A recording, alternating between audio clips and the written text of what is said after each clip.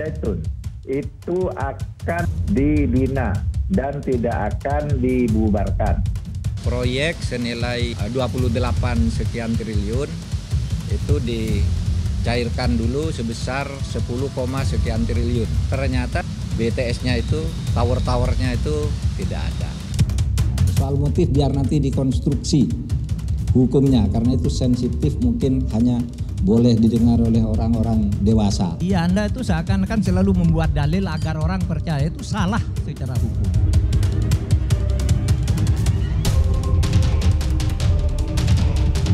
Nolom delictum nola punasine previa lege punali. Ini dalam hukum pidana. Tidak ada satu kesalahan, tidak ada sesuatu yang dilarang itu sampai ada undang-undang yang melarang lebih dulu. Saya bilang jangan saya nanti malah pecah. Anies kalau nanti koalisinya tidak setuju malah Aniesnya nanti tidak dapat tiket. Sebelum putusan betul diketok itu tidak boleh bocor ke orang. Tadi saya sudah dipanggil ke istana untuk menyerahkan kurikulum vitae, kemudian untuk berbaju dan sebagainya.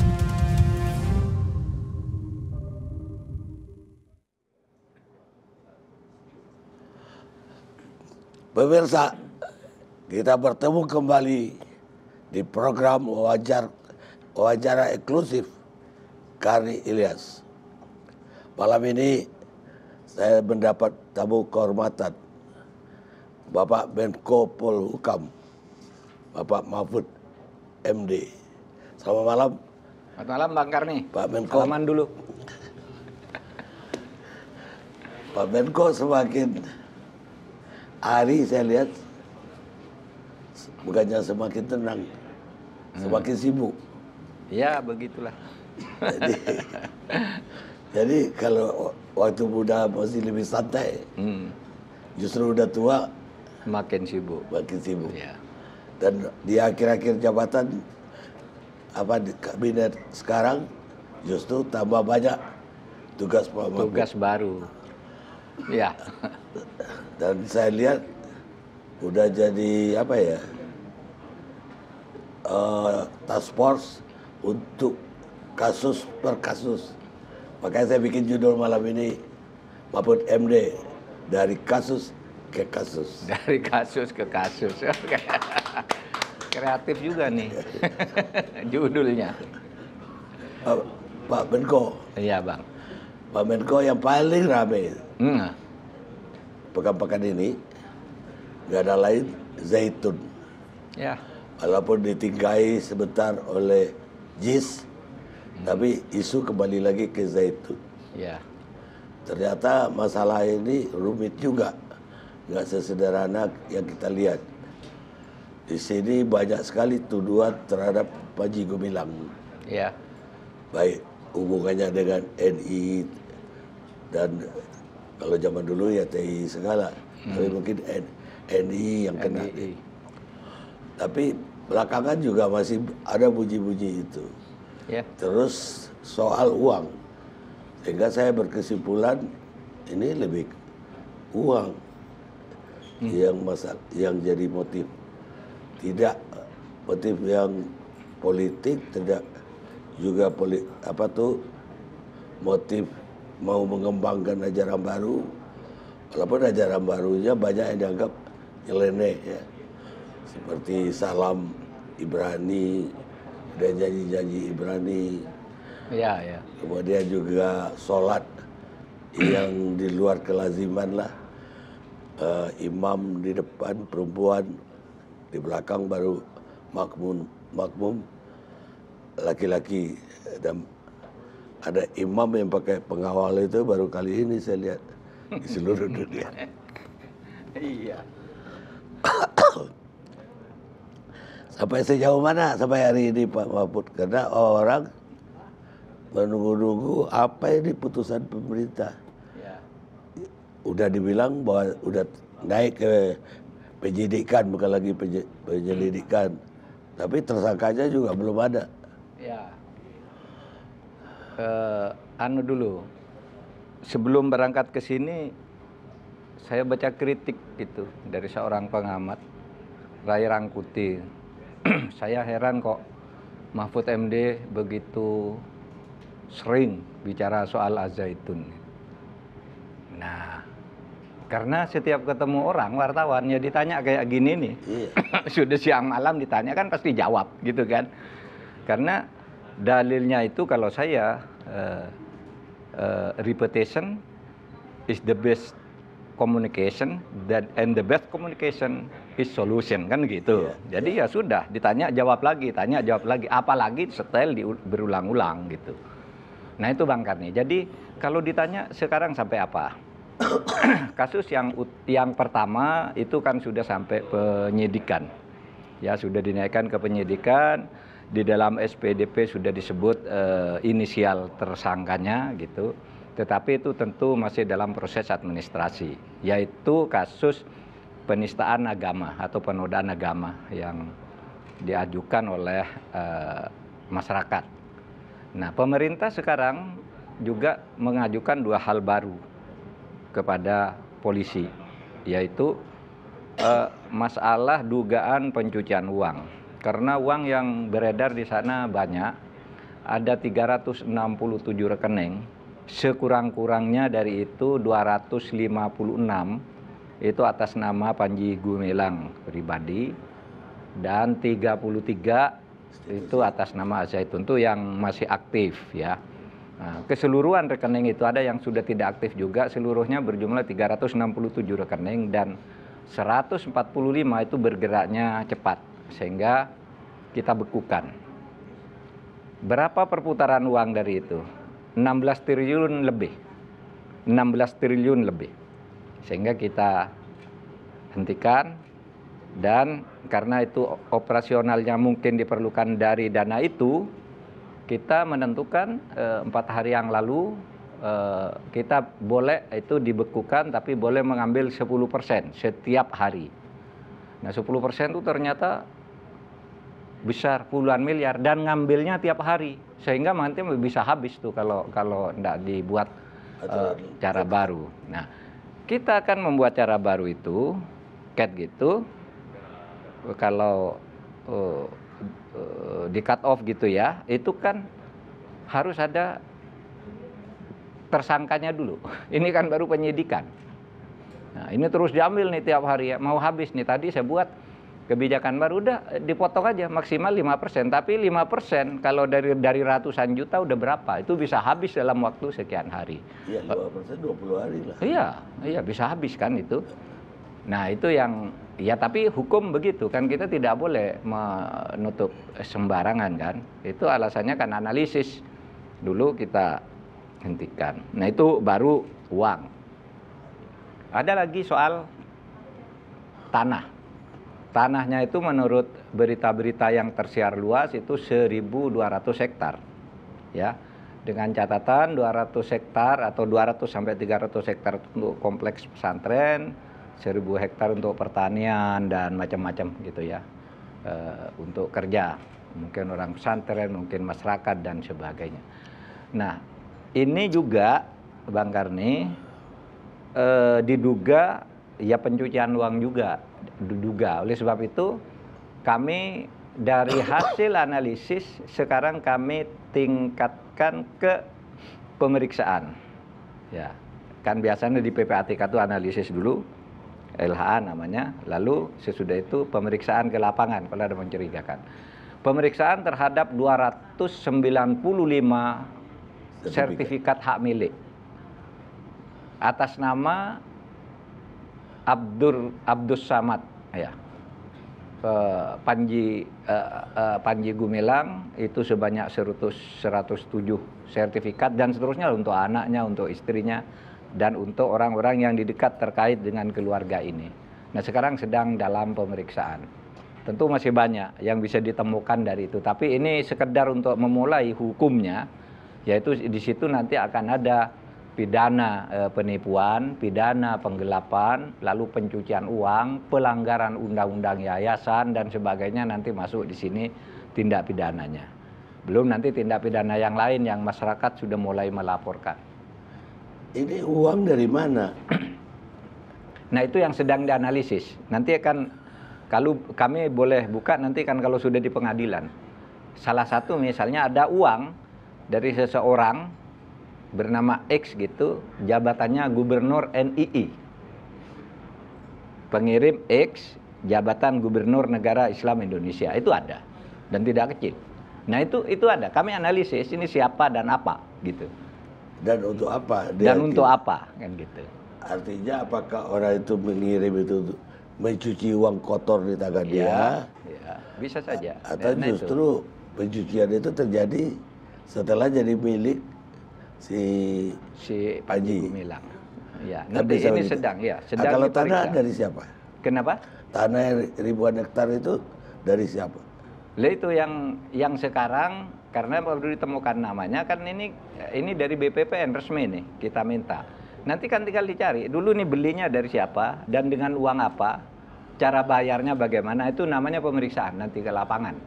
Baru akan diketahui ini layak enggak naik sebagai tindak pidana pencucian dalam hukum pidana.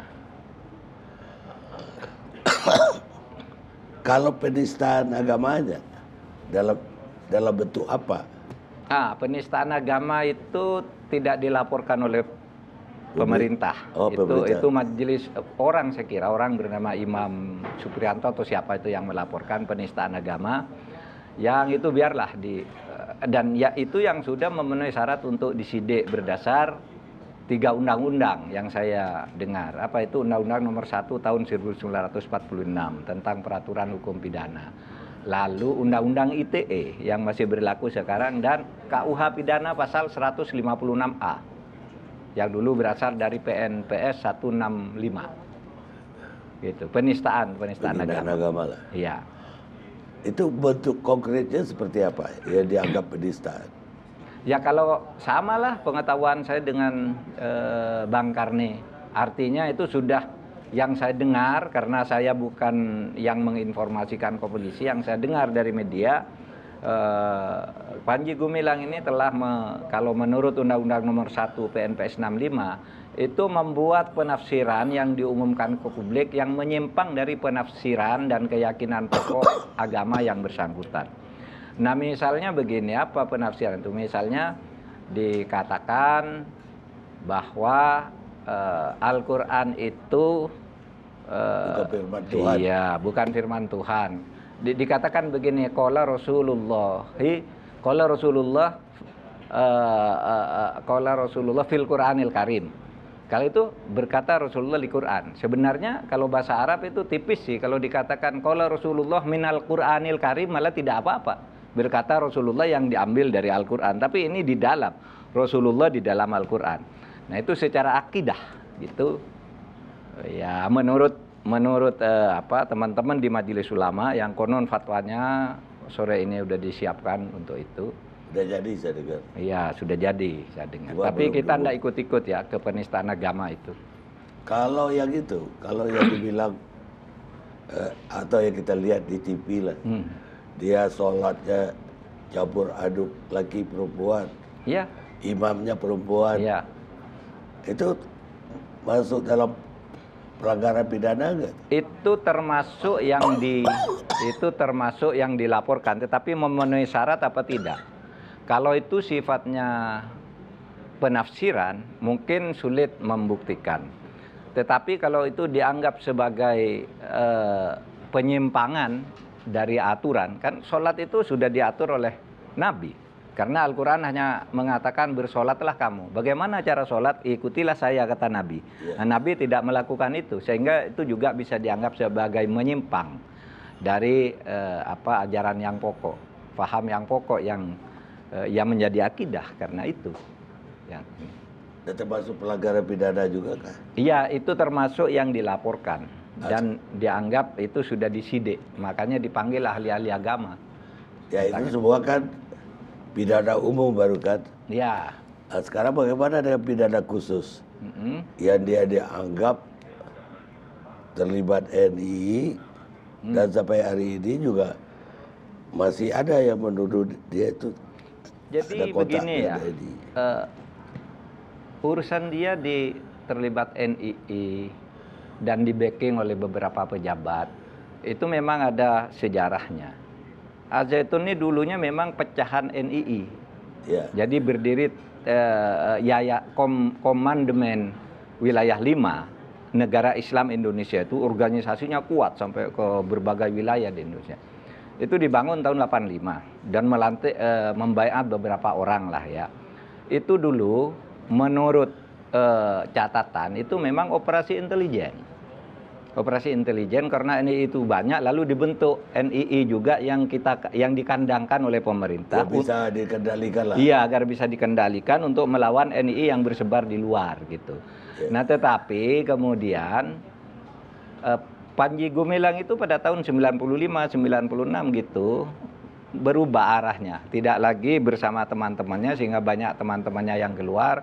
Lalu dia mendirikan Az-Zaitun itu yang menurut Pak Hendro Priyono itu memang benar-benar sudah bukan NII. Dan saya sudah bicara semua Bang Karni dengan mereka yang dituju backing ini kan orang kenapa sih ini 20 tahun enggak selesai-selesai gitu, selalu muncul. Ketika saya tanya, "Apa ada backingnya? Siapa backingnya?" Lalu muncul nama-nama itu kan, Pak Hendro Priyono, Pak Muldoko, Pak Wiranto. Saya bicara dengan mereka semua, mereka tidak merasa membacking. Saya tidak merasa membacking katanya. Kalau memang mereka salah, secara hukum ya ditindak aja gitu. Itulah sebabnya lalu saya kumpulkan lintas kementerian itu. Ayolah kita selesaikan nih. Sekarang jangan setiap mau pemilu, orang mau kampanye, mau apa, ini dimunculkan lagi lalu memojokkan pihak lain. Dan ada orang yang berusaha mengambil keuntungan dari situasi keruh itu. Nah, itulah sebabnya sekarang berjalan. Gitu. Kenapa? Ya 20 tahun atau dari tahun kami diskusi kita aja di ILC itu 2010. Sampai sekarang udah 13 tahun. Ya. Kenapa susah banget untuk memperkarakannya dari dulu itu? Makanya kuat sekali orang menduga memang di backing terus oleh pemerintah. Ya dulu dari kan memang di backing. Masa ke masa. Dulu kan memang di backing, dipelihara. Bahkan kalau kita lihat keterangan mantan Wakabin Pak As'ad Ali, itu dulu juga memang diolah oleh BIN waktu Pak Yoga Sugama, waktu Pak Sutopo Yono dan sebagainya kan disebut tuh.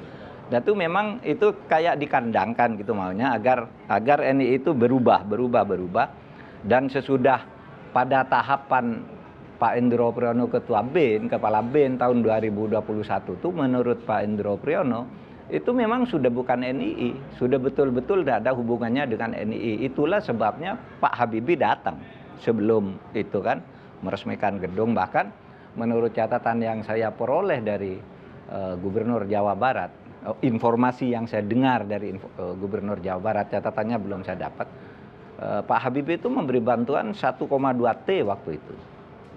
Tapi yang bantuan dari Ormas, ICME yang dia berikan, Pak Habibie sebagai Ketua ICME yang membantu itu.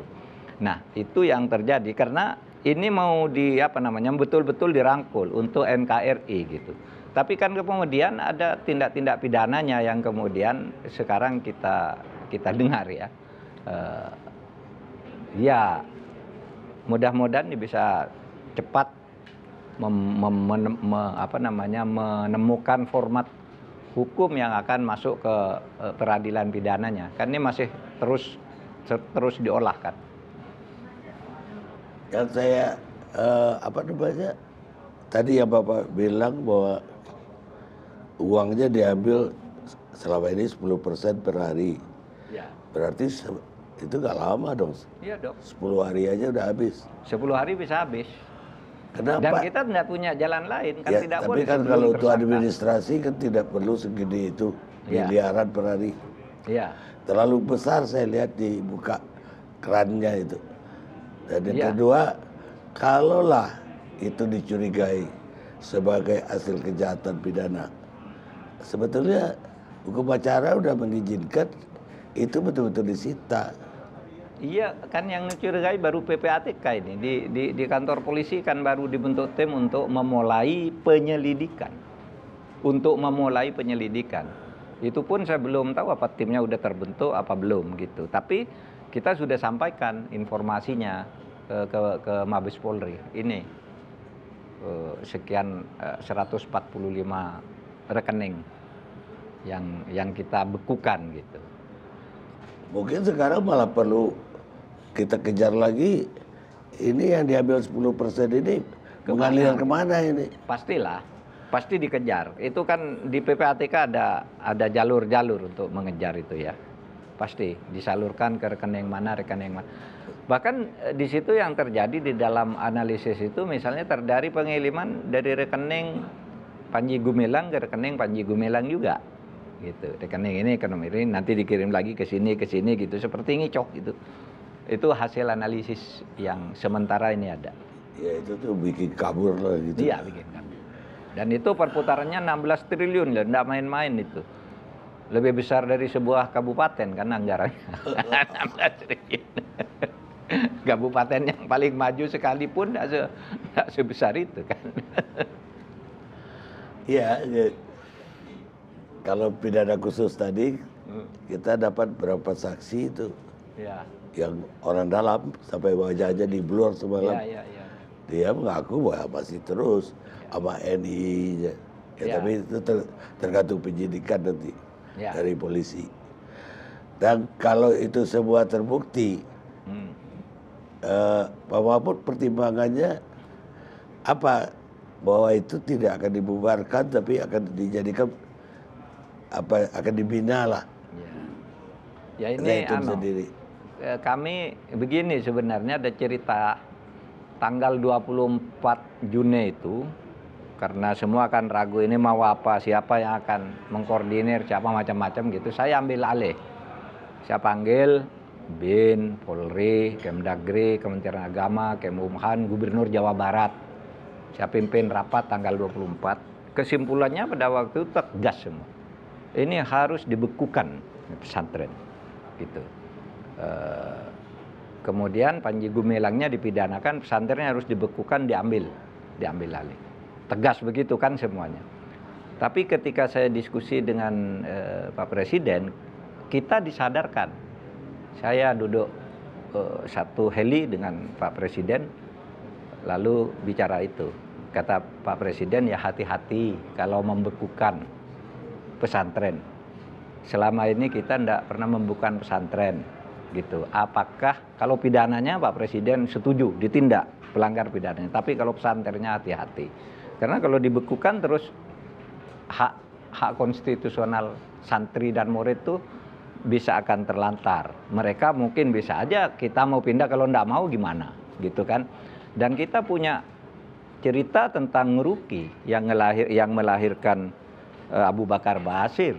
Itu teroris dan turunan teroris lain kan berinduk ke Abu Bakar Basir, pengasuh pesantren Al-Mu'min. Tapi tidak dibubarkan di Ngeruki Al-Mu'min itu sampai sekarang. Karena apa? Kita jangan sekali-kali membubarkan pesantren kecuali jelas-jelas sudah menjadi markas kejahatan. Gitu. Sebaiknya ya dibina saja. Nah, sama Indina Al-Zaitun ini tidak bisa kita, apalagi hanya karena perbedaan paham ya, lalu kita membubarkan pesantren, itu bisa bahaya loh. Kalau nanti ada penguasa, pemerintah, sektor tertentu mengatakan, loh itu pahamnya kok beda dengan saya. Dan penguasa bisa yang pesantren banyak sekarang itu dibubarkan juga kan. Oleh sebab itu kita katakan jangan suka bubarkan pesantren gitu. Kita bina, kita luruskan. Kan kita punya banyak instrumen untuk meluruskan itu, kan gitu. Panji Gumilangnya kita dorong untuk segera diberi status agar kita bisa segera membina, menjelaskan atau menguraikan jenis pembinaan terhadap Al-Zaitun itu seperti apa, gitu. Saya kira ya Bang, perlu segera ada tindakan nyata dari pemerintah. Kalau enggak ya masyarakat akan ragu. Ya. Karena selama ini berpuluh tahun kok ya dibiarin terus gitu. Ya. Baik Pak, kita rehat dulu sejenak pemirsa.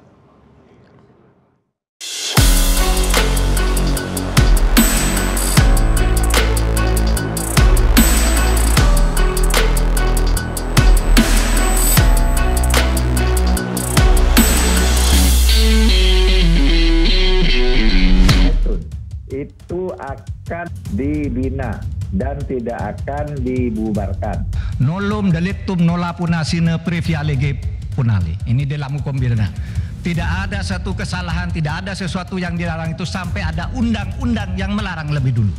Sebelum putusan Ketum diketok itu tidak boleh bocor ke orang. Ada undang-undang yang berlaku ke depan, tapi berlaku juga surut ada. Itu nanti kita cari yang terbaik bagi Indonesia.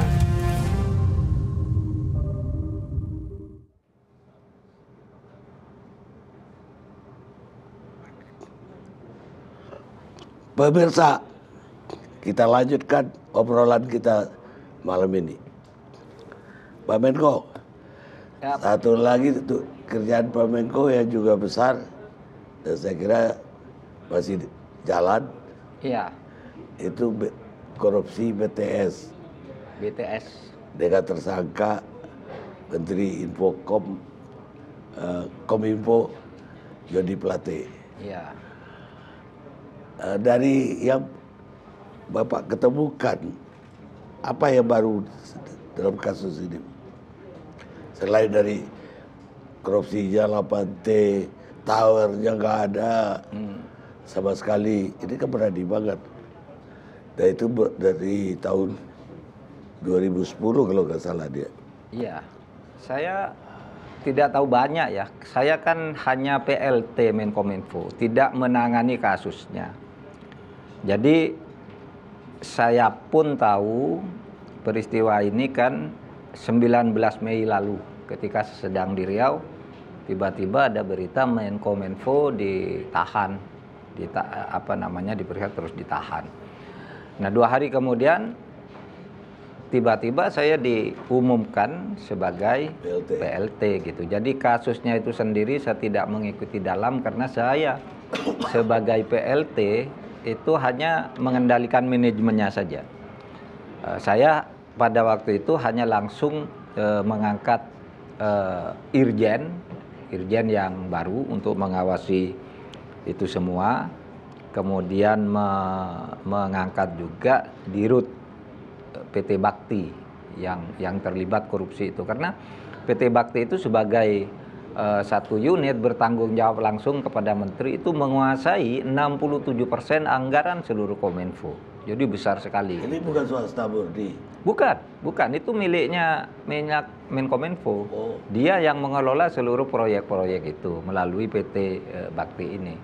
Tapi yang dia berada di bawah Menkominfo. Tentu Kominfo sebagai lalu bertanggung jawab ke Pak Menteri langsung. Nah di situ saya tidak paham kalau saya ngikuti ini padahal hanya PLT, begitu masuk saya kan tidak bisa mundur lagi kalau hanya 2 bulan, 3 bulan gitu. Oleh sebab itu saya lantai aja dulu ininya direkturnya yang baru dan irjennya yang baru. Tolong kerjakan itu. Dan itu terus Bang Karni, karena ada perkembangan bukan temuan baru ya. Ketika pada tanggal 19 Mei kasus itu terungkap, jumlah kerugian keuangan negara itu 8,032 triliun. Bagaimana ini merincinya? Merincinya itu ya karena uang keluar pada tahun 2020 itu, pada tahun 2021 dengan diklaim diusulkan tanggal 2021 tuh dikeluarkan 10, sekian triliun. Ya. Tetapi sampai akhir 2021 barangnya ndak ada, hanya 20%, sehingga ada kerugian negara kalau yang dihitung oleh kejaksaan pada waktu itu kan hanya 1,4 atau 1,6 ya. Tapi kejaksaan lebih berhati-hati minta dihitung kepada BPKP. Disitulah ditemukan.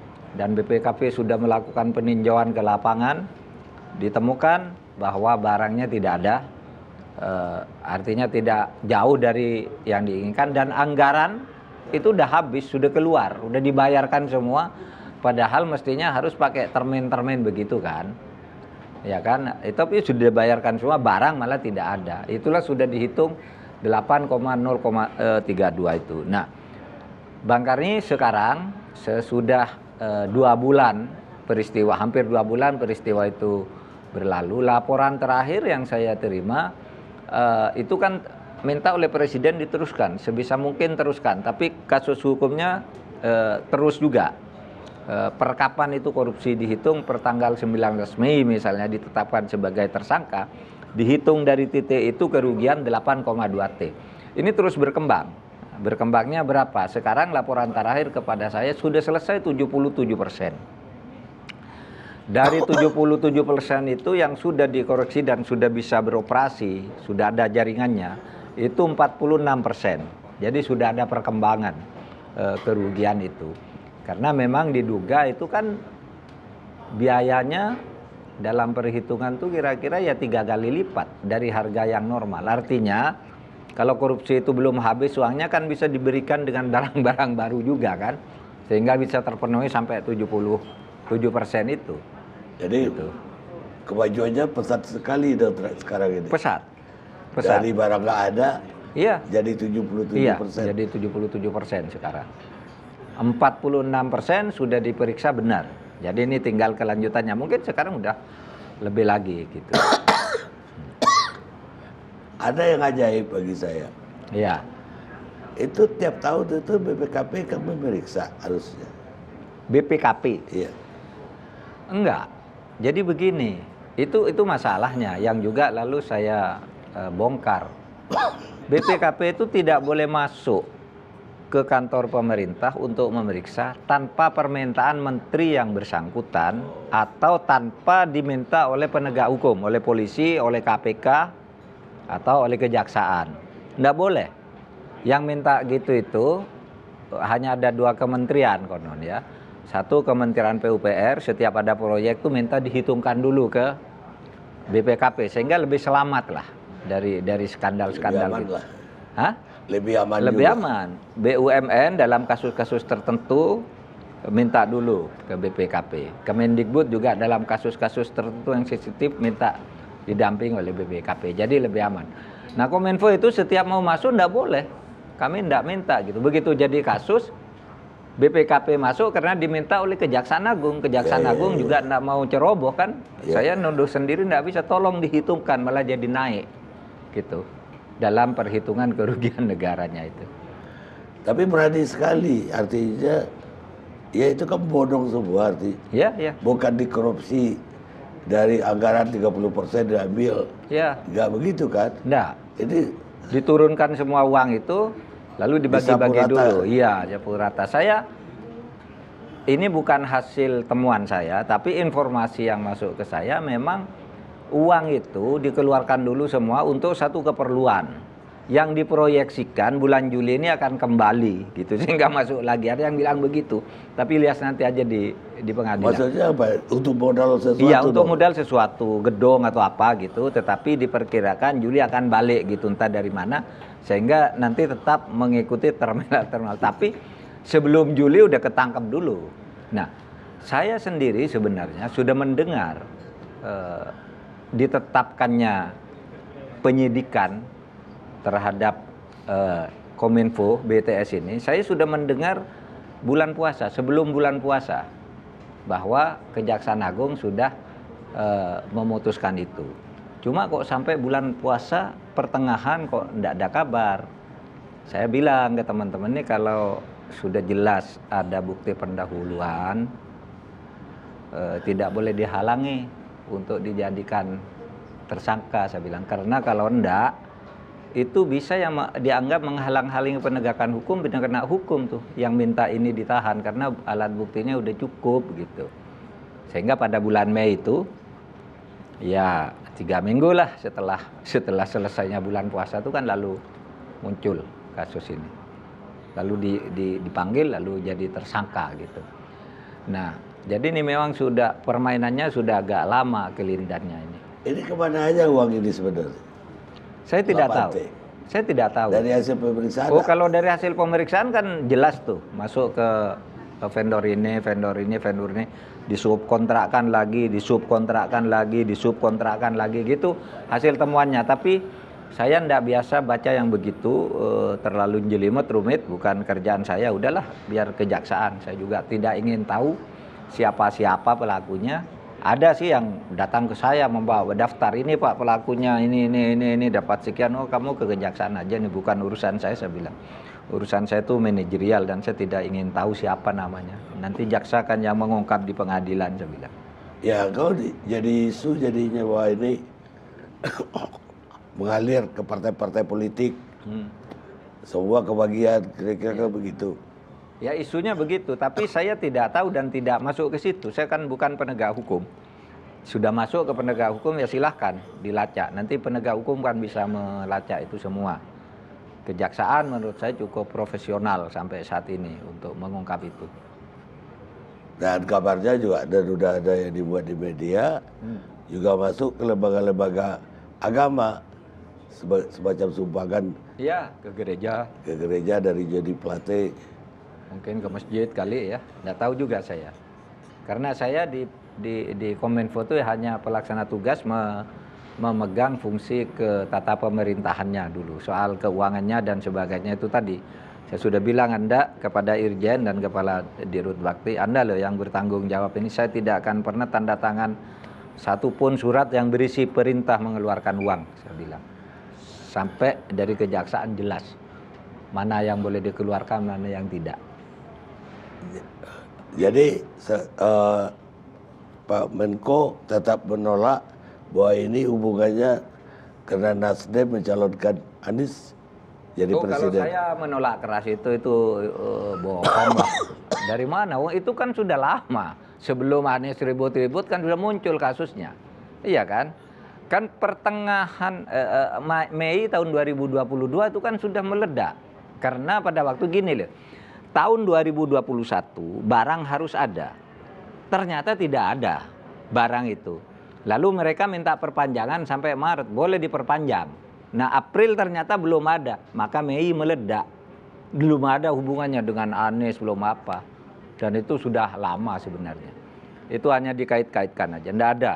Saya pastikan tidak ada hubungannya gitu. Baik Pak Mahfud, kita rehat sejenak pemirsa.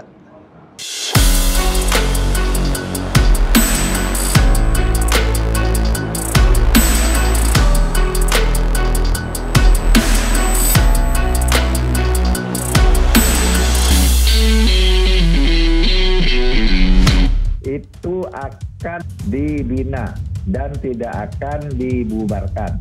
Nolom delictum nola punasine previa lege punali. Ini dalam hukum pidana. Tidak ada satu kesalahan, tidak ada sesuatu yang dilarang itu sampai ada undang-undang yang melarang lebih dulu. Sebelum putusan betul diketok itu tidak boleh bocor ke orang. Ada undang-undang yang berlaku ke depan, tapi berlaku juga surut ada. Itu nanti kita cari yang terbaik bagi Indonesia.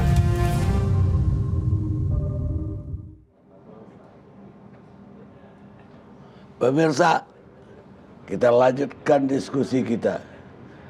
Sekarang saya mau beralih, Pak Menko, Ya. ke kasus yang lebih drama dari Kementerian Kominfo, yaitu skandal pencucian uang di Departemen Keuangan. Kementerian Keuangan ya. Yang Pak Mahfud juga waktu itu yang mengungkap 349 triliun ya. Ya. Yang ya saya bayangkan duit 1 triliun aja cara menghabiskannya gimana ya. Iya. 100 miliar aja menghabiskannya susah ya. Iya. Apalagi triliunan. Bisa 10 kali kita lahir, meninggal, belum habis tuh duit. Ya. Ini bukan greedy lagi kalau ini terjadi. Artinya betul-betul di negara kita ini korupsi itu udah begitu parah ya. Kalau itu terbukti korupsi. Tapi bagaimana perkembangannya? Kenapa sampai hari ini nggak ada laporan penyidikannya? Bagaimana apa ada yang jadi tersangka dari itu? Kalaupun hanya sekedar pencucian uang, juga harusnya ada tersangkanya dong. Kan sudah tersangkanya. Jadi begini, orang itu banyak juga pertanyaan seperti itu. Sebenarnya pertanyaan seperti itu menurut saya salah. Pertama begini, 349 triliun itu mencakup 300 surat, 300 kasus artinya, 300 peristiwa. yang terjadi di Kementerian Keuangan. Des penyelesaiannya satu-satu dong, nggak bisa 349 triliun sudah ada tersangkanya. Dari 300 itu dipetil satu-satu.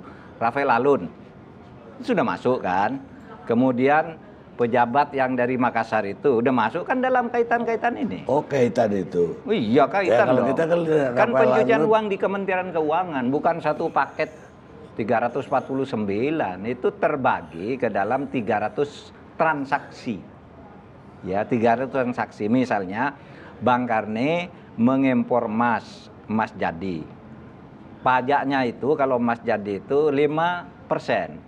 Tapi dikirim dari Singapura ini pajak emas jadi 5%. Tiba-tiba di Indonesia diubah menjadi 0%, dianggap emas mentah. Itu yang banyak terjadi. Nah, itu sekarang yang ditangani oleh Kejaksaan Agung itu. Yang 49 triliun. Kok orang bilang kok enggak ada kabarnya, gimana? Kabarnya bagus, banyak yang dipecat, banyak yang dipindah.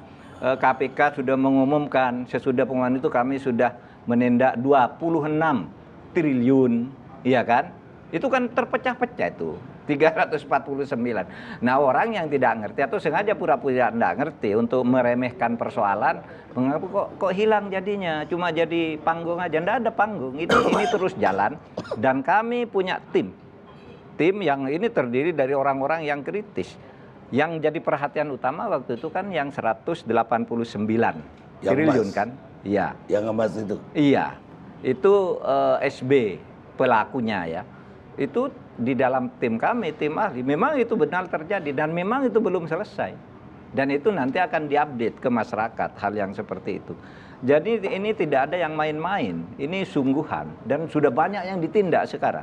Misalnya di Surabaya saya lihat orang udah diganti kepala pajaknya, udah di sekian, karena melakukan pembenahan Kementerian Keuangan. Oh, di sini yang agak berisiko diganti. Tuh ini masuk penjara, ini dipecat dan seterusnya. Semua bekerja sekarang. Semua bekerja, polisi pun bekerja. Gitu. Tapi emas itu juga apa ya? Permainannya itu hampir gak masuk akal ya. Iya. Dia ngimpor emas jadi ternyata dia laporkan emas mentah. Iya. Kalau kita ekspor emas mentah itu wajar. Iya. Kok ini impor emas mentah? Ya itulah permainannya dan itu banyak terjadi di bea cukai. Ya kan, harusnya kan bea cukai. Iya dong. Begitu ada emas mentah aja kan. Iya. Apaan nih? Iya. Seharusnya menaikkan kan? Iya. Seharusnya kalau ada 0 dinaikkan jadi 5 biar negara untung. Iya. Kalau dia protes kembalikan berdasar hukum kan gitu. Ini malah 5 dari Singapura ada dokumennya turun menjadi 0. Ya karena jenisnya diubah. Iya, jenisnya diubah. Dokumennya diubah. Nah, itu yang sekarang sedang ditangani oleh Kejaksaan yang senilai 49 triliun gitu. Nah, memang terjadi tarik menarik sekarang. Apakah kita mau mengembalikan uangnya atau mempidanakan gitu ya? Kalau mengembalikan uangnya udah ini dianggap administrasi perpajakan. Nah, keuangan tagih lagi. Tapi kalau ini korupsi perpajakan tuh penyelundupan juga dong. Hah? Penyelundupan juga dong. Iya, penyelundupan, korupsi perpajakan gitu yang nangani Kejaksaan Agung. Bukan bea cukai atau pajak gitu. Iya. Kan, tapi ini risikonya apa? Nanti akan banyak orang yang kena di dalam tuh. Kalau kita pakai korupsi perpajakan. Kalau ini uangnya bisa ditagih kembali, tapi nagihnya gimana? Uang banyak begitu ya. Orangnya memang sudah suka melakukan itu berkali-kali. Sehingga menurut saya ya korupsi Emasnya bisa disita nggak? Kenapa? Emasnya masih bisa disita. Sudah enggak ada. Sudah ini kan dokumen dulu. Ini kok ada masuk begini, kok uangnya enggak ada gitu. Dan sekarang Bang Karni, dunia ini mudah sekali membuka hal-hal yang kayaknya kita mau sembunyikan tuh enggak bisa. Karena terkadang dari dalam sendiri orang memberitahu. Ya kan, orang dalamnya ini Pak, yang melakukan ini, caranya ini.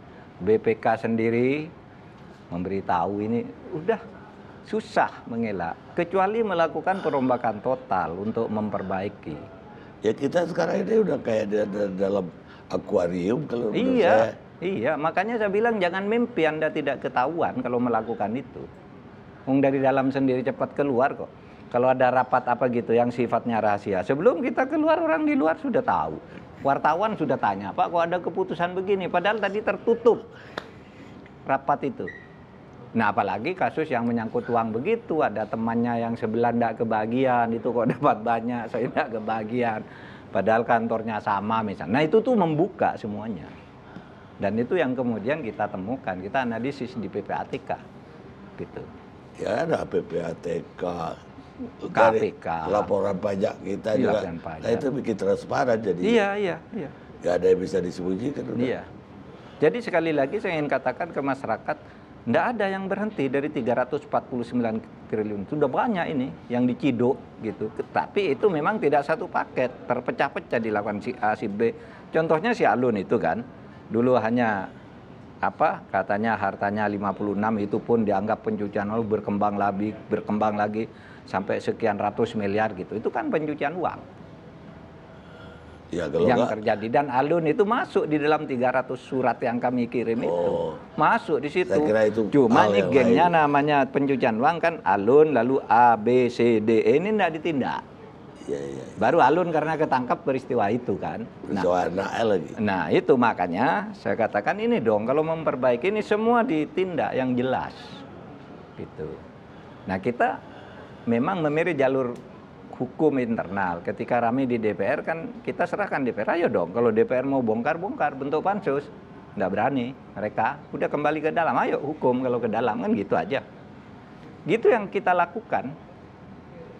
Nggak ada yang tertutup. Lah kalau hari ini Bapak katanya bikin tim apa tadi? Tim reformasi hukum lain lagi. Oh, Ada Satgas. Satgas itu kan atas persetujuan dengan DPR. Satgas tentang 349 triliun itu DPR kan kita tawarkan gimana dong? DPR ada yang minta pansus, ada yang minta tidak. Akhirnya udah kembalikan ke pemerintah saja. Tapi laporan setiap saat dan dibentuk Satgas. Kami bentuk Satgas. Satgasnya enggak main-main. Ada yang memang kritis, misalnya Faisal Basri kita masukkan, Pak Yusuf kita masukkan.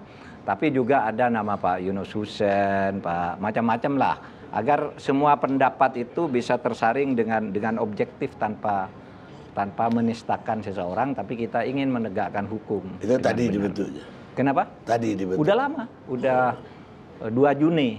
Dan ini rapat aktif ini. Dan temuan pertama, ya temuan paling menonjol itu bahwa 189 triliun yang dulu di DPR ada perbedaan antara antara PPATK dengan Menteri Keuangan. Kata Menteri Keuangan ini sudah selesai, kata kita belum. Ternyata belum. Masih ada beberapa hal yang harus didalami lagi. Karena sebenarnya sudah ada pelaku pidana pokoknya gitu. Yang dulu tidak diungkap. Bagi kami ya bisa diungkap karena kami kan punya data-data yang lebih yang lebih sistematis gitu terhadap itu. Ya terakhir mungkin perlu juga ditindak tuh Pak. Katanya ada ekspor nikel yang bahan mentah. Ya. Kan kita nggak boleh ekspor bahan mentah. Ya. Ternyata ada senilai 5 juta ton. Ya. Sebanyak 5 juta ton masuk ke Cina. Ya. Di bea cukai Cina ada, di bea cukai kita nggak ada. Iya, itu udah lama tuh laporan. Dibilang ke Cina sedikit, di sini keluarnya sedikit, tapi di Cina misalnya laporannya di sini misalnya keluar ekspor ke Cina 50. Nah di Cina itu ternyata yang digunakan 750, padahal laporan mereka sendiri semuanya nih impor dari Indonesia. Kan berarti yang 700 itu nggak masuk di dokumen. Itu sudah lama kita tahu. Dan itu sebabnya kita sekarang rencananya membentuk satgas lain. Jadi tugas saya ini satgas saja nih. Satgas lain, Menteri SDM Pak Arifin Tasrif mengusulkan nih Pak Menko Polhukam aja deh yang nangani biar lebih cepat gitu. Kami ini kok terhambat-hambat gitu. Saya ambil sudah, ayo kita. Kalau kita sama-sama kan gampang ya menyelesaikannya. Kalau satu-satu pada takut kali. Wah itu ada backingnya, oh itu ada backingnya. Saya bilang nggak ada backing. backing kita itu konstitusi. Saya bilang gitu, ayo kita sama-sama. Udah jalan. Kan kita backingnya konstitusi dan hukum aja. Enggak, saya bayangin cita-cita presiden, kan presiden bangga-bangga dengan hilirisasi.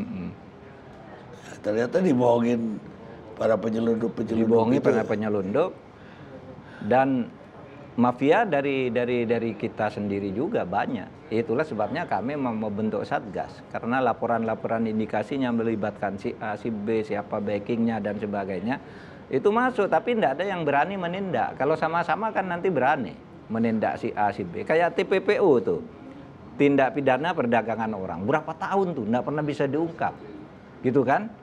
Lalu kita bentuk Satgas, usul ke presiden, dibentuk Pak Satgas gini. Oke, kata presiden, ini Satgasnya yang sudah ada dirombak susunannya, saya beri waktu, dalam waktu sebulan laporan. Sebulan Bang Karni, kita bisa menangkap 658 orang nih, agen pengiriman penjualan orang. Dan orang diselamatkan sebanyak 1.943 orang selamat gitu. Nah begitu, kalau dikeroyok begitu jalan gitu. Kalau satu-satu tuh, itu ada orang di belakangnya siapa, nanti laksana itu backnya apa namanya, kolonel siapa, itu kepala apa gitu-gitu. Nah sekarang enggak ada. Saya bilang backing bagi penegakan hukum adalah konstitusi, dan setiap aparat itu adalah penjaga konstitusi. Gitu aja, ayo jalan. Tapi kayaknya perlu 1000 Satgas lagi. 1000 Satgas. Pemirsa, kita rehat sejenak.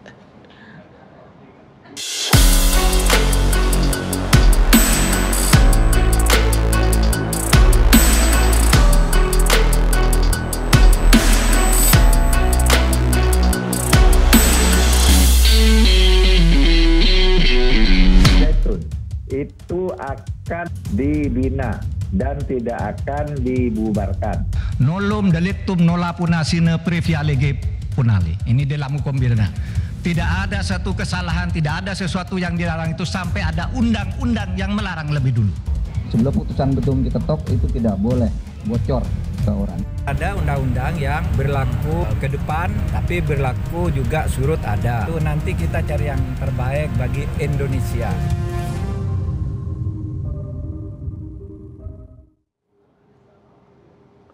Pemirsa, kita lanjutkan diskusi kita malam ini. Pak Menko, Ya. tadi saya bilang perlu 1000 Satgas. Jadi Pak Menko juga pernah mengeluh bahwa banyaknya mafia-mafia, Ya. disertai backing. Ya. Ada mafia hukum, mafia tambang. Situasinya gimana sekarang, Pak? Ya masih, itu persoalan kita ke depan Bang Karni. Saya sekarang membentuk tim reformasi hukum ya, yang terdiri dari 4 subtim. Ini untuk ya pertama merespons ketika kasus itu meledak, lalu orang bertanya pemerintah kok diem aja. Sehingga suatu saat Presiden Jokowi itu ketika sedang berkunjung ke Ternate gitu ditanya oleh wartawan, Pak kok ada hakim MA ditangkap waktu itu. Gimana nih masalah pengadilan di Indonesia? Lalu Pak Presiden mengatakan itu nanti biar Menko Polhukam nanti segera menyusun reformasi peradilan gitu. Oke. Ternyata sesudah kita rapat gitu, kita tidak boleh masuk ke pengadilan. Iya kan Pak? Iya. Ini eksekutif mau ikut ke pengadilan, misalnya hakim mau korupsi mau apa, kita kan tidak bisa masuk. Melakukan reformasi apa ini, sehingga kemudian banyak sekali kritik yang masuk ke pemerintah tidak boleh diam. Nah saya katakan saya mau masuk ke DPR tidak bisa, DPR itu lembaga sendiri. Masuk ke pengadilan apalagi, tidak bisa. Pengadilannya bilang ini wewenang kami dan seterusnya.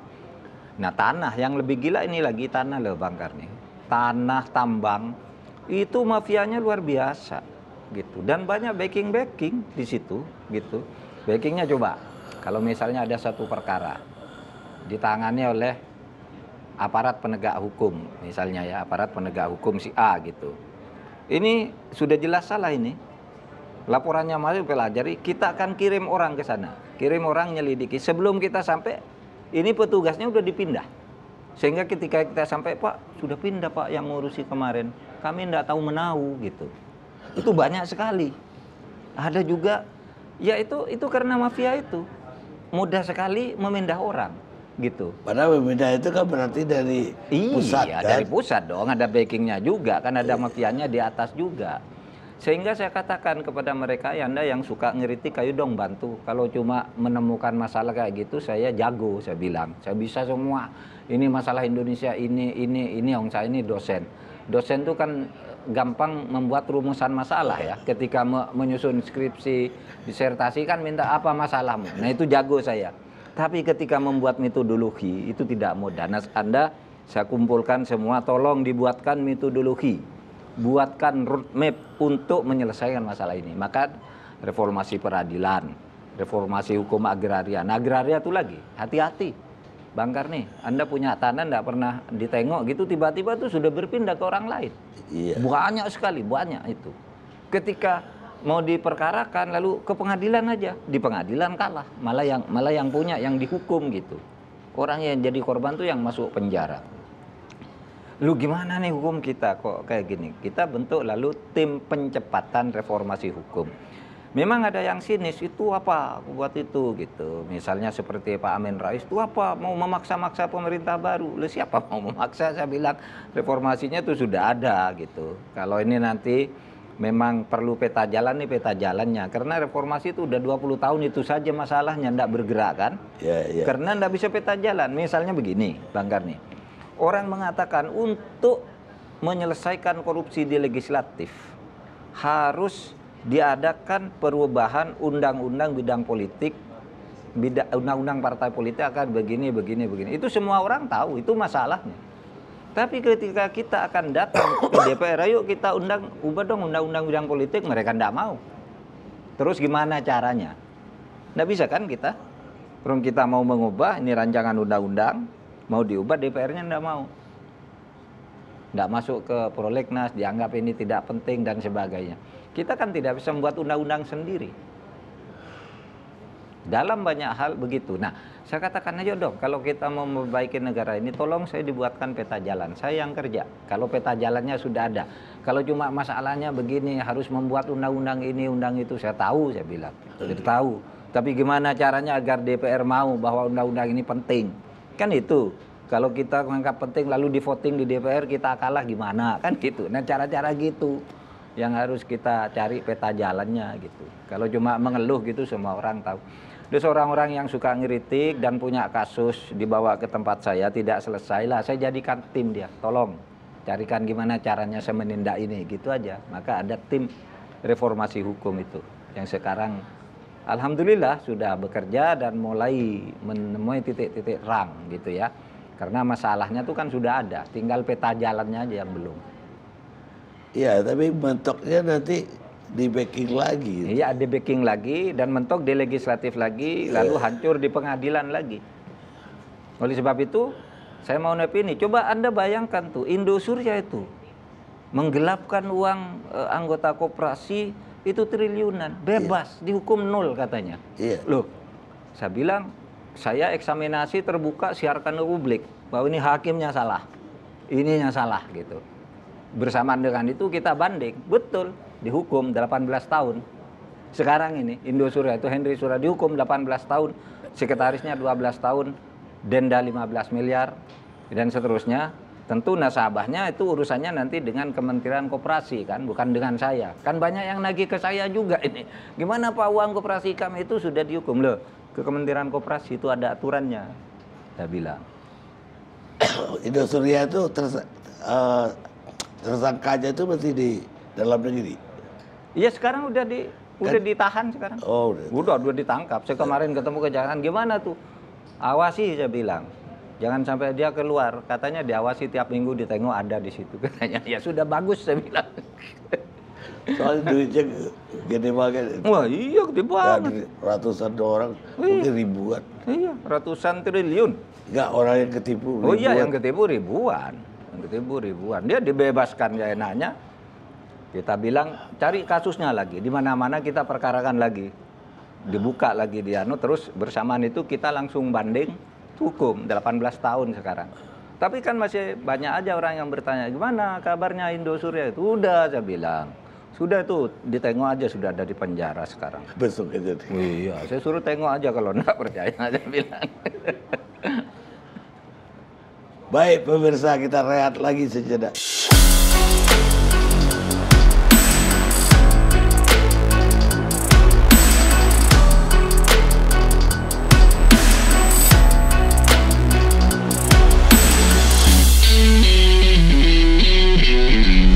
Zaitun itu akan dibina dan tidak akan dibubarkan. Proyek senilai 28 sekian triliun itu dicairkan dulu sebesar 10, sekian triliun. Ternyata BTS-nya itu, tower-towernya itu tidak ada. Soal motif biar nanti dikonstruksi hukumnya, karena itu sensitif, mungkin hanya boleh didengar oleh orang-orang dewasa. Iya, Anda itu seakan-akan selalu membuat dalil agar orang percaya itu salah secara hukum.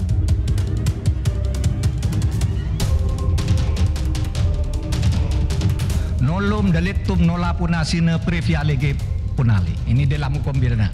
Tidak ada satu kesalahan, tidak ada sesuatu yang dilarang itu sampai ada undang-undang yang melarang lebih dulu. Saya bilang jangan saya nanti malah pecah. Anies kalau nanti koalisinya tidak setuju malah Aniesnya nanti tidak dapat tiket. Sebelum putusan betul diketok itu tidak boleh bocor ke orang. Tadi saya sudah dipanggil ke istana untuk menyerahkan kurikulum vitae, kemudian untuk berbaju dan sebagainya.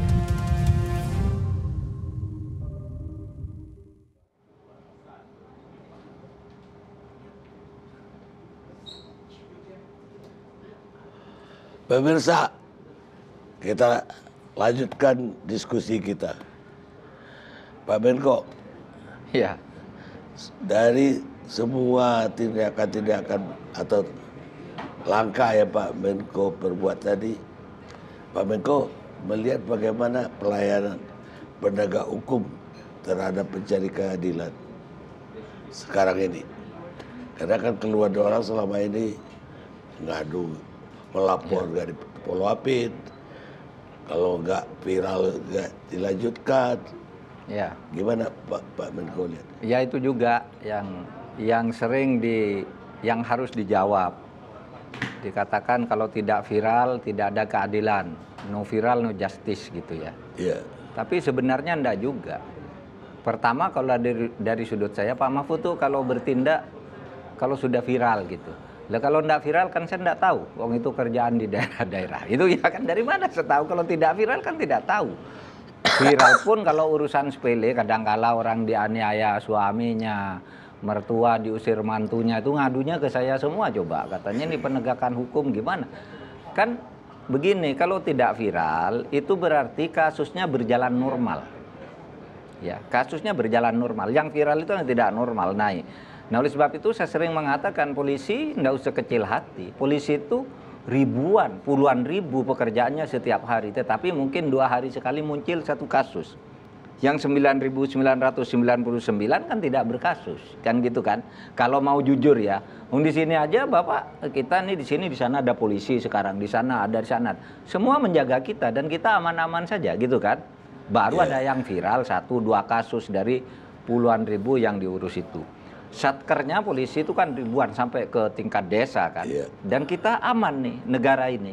Nah yang viral itu baru masuk ke saya, masuk ke Kapolri, masuk ke apa, enggak apa-apa. Itu kita harus optimis lah melihat negara ini. Tapi kita perbaiki bahwa memang banyak masalah gitu. Ya Pak Menko juga optimis. Maksud saya korupsi yang tadi begitu raksasa terlihat. Bukan hanya raksasa, jelimet juga. Bahkan tahun 70-an saja Profesor anti korupsi dari Malaysia, Profesor Alatas ya, bilang bahwa negara kita itu udah stadium ketiga. Kapan itu ketiga? Ketika yang korup pun dikorup lagi oleh instansi yang lain. Iya, saling korup. Saling korup. Nah, jangan-jangan sekarang kita udah stadium keempat. Ya. Saya terus terang, salah satu pesimisme saya yang masih akan berlanjut ini masalah pemberantasan korupsi dan penegakan hukum ke depan. Karena masalahnya sudah saling kait-mengkait, saling melindungi, saling mendapat, saling menteror gitu. Dan biasanya ngalir sampai ke atas juga gitu. Indikasinya ya, indikasinya.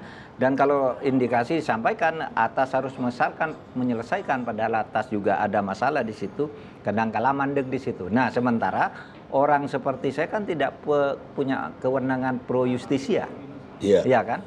Saya mau menindak langsung kan tidak boleh, saya ini Menko. Yang boleh menindak itu kan pemegang wewenang undang-undang, seperti jaksa, polisi dan sebagainya. Nah, oleh sebab itu kalau saya, yaitu begitu viral ya diviralkan sekalian, lalu kita ngajak sama-sama gitu. Nah, itu yang saya lakukan selama ini. Tapi ke depan begini loh Bang Karni, orang sering mengeluh. Di Indonesia ini investasi sulit masuk. Nah, sebenarnya berdasar pengalaman saya dan pertemuan saya dengan orang-orang yang mau investasi itu, masalahnya karena di Indonesia itu tidak ada penegakan hukum, tidak ada kepastian hukum. Bagaimana Pak, kami mau berinvestasi, uang baru mendaftar udah diperas. Atau kami sudah dapat karena belum memberi ini lalu diberikan ke orang lain izinnya. Itu banyak sekali. Tidak ada kepastian hukum. Kata mereka kalau mau investor masuk itu gampang. Hukum ditegakkan. Beri kepastian hukum bagi kami. Kami mau investasi besar-besaran. Ini tidak ada yang menjamin. Kami mau masuk diperas. Belum dapat apa-apa udah diperas. Harus bayar ini. Ya kalau hasil penelitian Transparansi Internasional itu kan, ya di DPR juga kami begitu, di pemerintah begitu, izinnya tidak pernah tidak pernah ada kepastian. Jadi orang takut gitu. Ada yang bilang, kok Anda nyuap? Loh Pak, kalau kami tidak nyuap, kami dibunuh, kalah dengan yang kecil. Kan gitu kan. Jadi adu nyuap juga, akhirnya markup kan. Proyek itu. Nah itu keluhan yang ke saya masuk, sehingga saya katakan kuncinya kan hanya satu. Kalau penegakan hukum di jalan, 50% masalah kita ini selesai. Yang lain itu terbagi ke hal-hal kecil aja sebenarnya. Tapi orang sering berpikir lain, bukan itu masalahnya. Ya sudah, silahkan.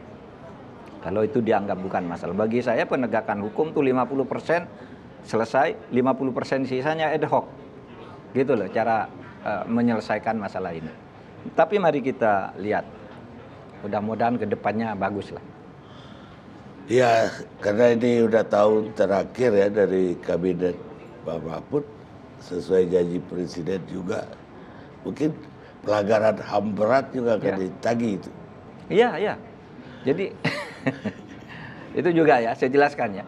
Jadi yang menentukan suatu pelanggaran HAM berat atau bukan itu hanya Komnas HAM. Ini kadang-kala masyarakat mau main hakim sendiri aja. Ada kejadian di Kanjuruhan misalnya, harus pemerintah bawa ini ke peradilan HAM. Loh, yang menentukan itu Komnas HAM. Komnas HAM bilang tidak, gitu kan?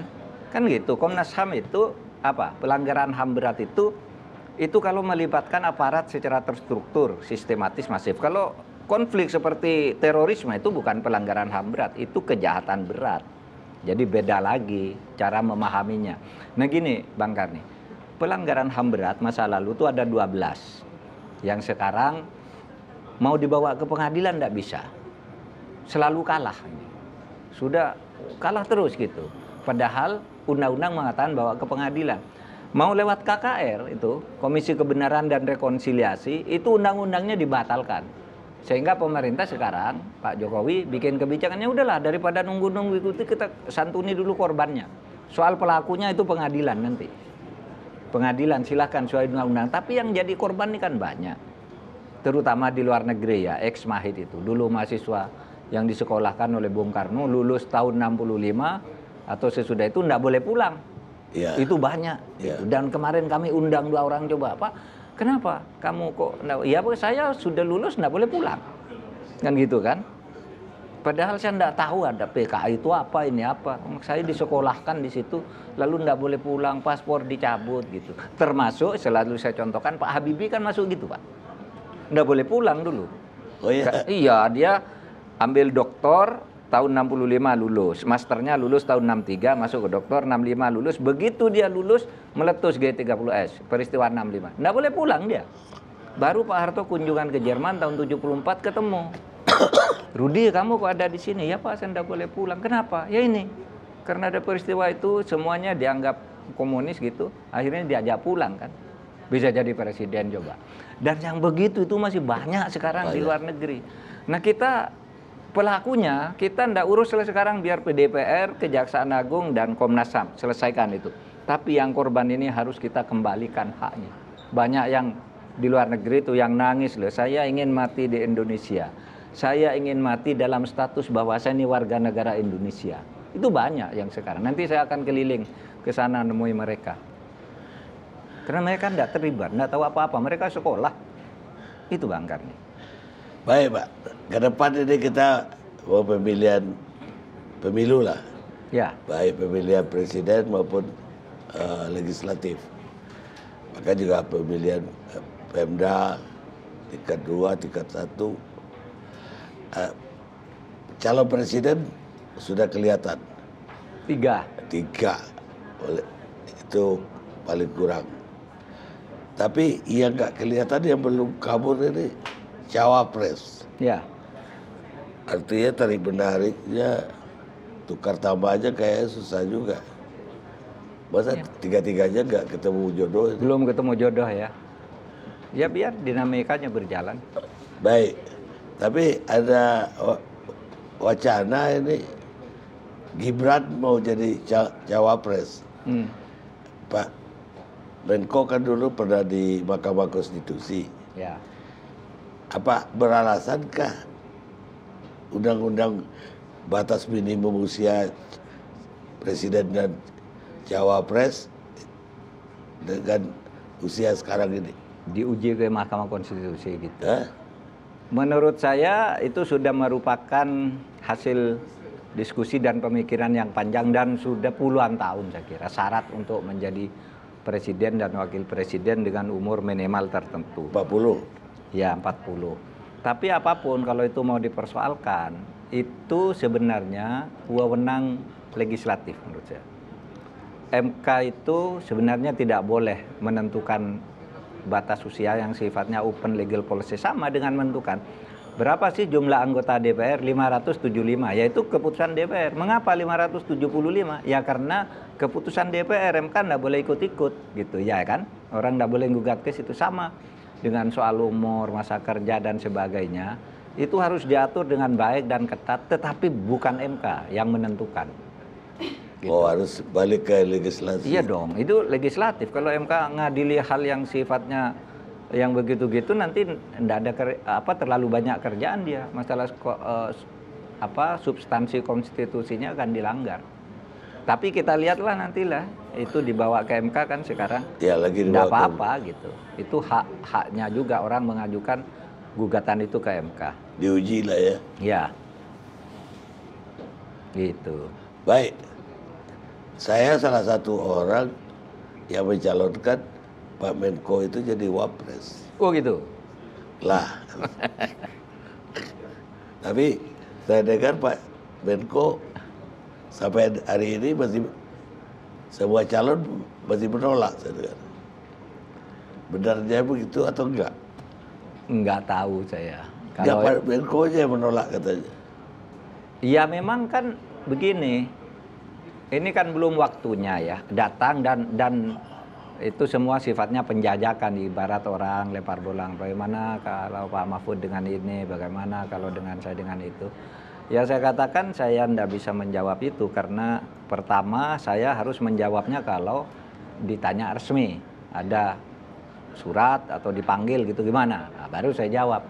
Nah kalau orang datang meskipun dia pimpinan ya, nanti kan itu bisa saja kan itu baru coba-coba. Sehingga saya katakan karena coba-coba, saya jawabnya coba-coba juga. Silakanlah disimulasikan dulu, kan banyak nih calon di Republik ini. Tetapi saya sama sekali tidak melakukan pendekatan kepada siapapun.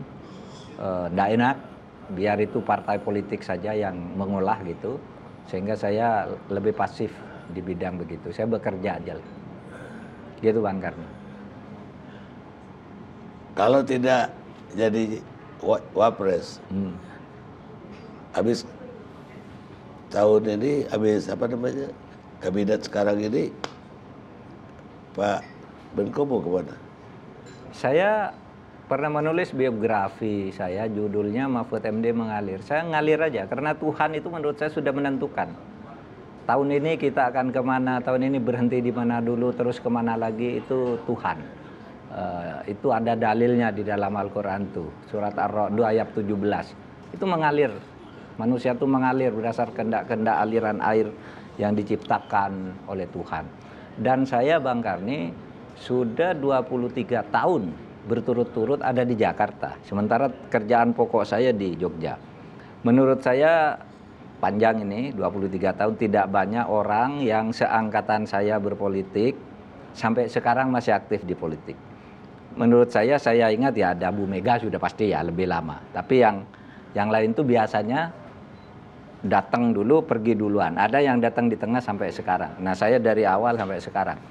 Menurut saya kalau teman saya hanya ada 3 yang dari awal sampai sekarang. 1 saya, 2 Khofifah, 3 Muhaimin. Ini dari awal sampai sekarang terus di etalase. Dan saya sekarang sudah umur 66. Tahun depan sudah 67 lewat dikit. Jadi ya ngalir aja. Ngalirnya orang tua, ngalirnya orang muda tuh ada alirannya sendiri kan. Tapi itu benar. Iyalah. Hidup itu mengalir aja. Hidup itu ngalir aja, kalau enggak frustasi kita. Ngejar-ngejar sesuatu yang enggak jelas. Baik, Pak Menko, terima kasih banyak sudah bersama kami malam ini. Pemirsa, terima kasih. Sampai ketemu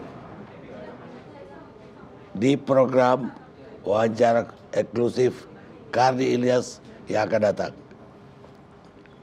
Terima kasih Bang Karni. Terima kasih. Sampai ketemu lagi.